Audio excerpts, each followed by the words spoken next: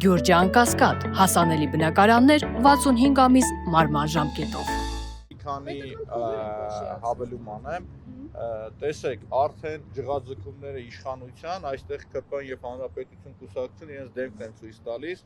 Ակնհայտ է, որ 300 միլիոն դրամ մսխումը, որովհետեւ տեսնում ես, որ մանկապարտեզը անավարտ, լքված,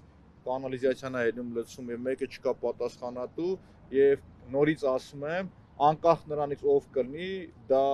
բարոյականության հետ խնդրեմ ունեցող մարդ է, եթե այդ ամբողջը տեսնում եւ ձեն չի անում։ Այսինքն մարդ ինչքան պետք է անբարոյական լինի, որ մանկապարտեզներում տեսնի, որ գալիս են կիսավարտ, լքված թողնում գնում են եւ ձեն չանի։ Անկախ նրանից դա կլինեմ ես, իշխանությունը, Պողոսը, թե շարքային քաղաքական։ Այսինքն թաղապետը օրինակի համար ես նաեւ պետք է խնդրեմ Արտուրին Չախոյան, որ ինքը զրույցը հանրայնացնի, եթե ճիշտ կհամարի, եւ դրանից հետո բոլորս միասին պատասխան ուզենք եւ նաեւ մեր հասարակությանն ասում եմ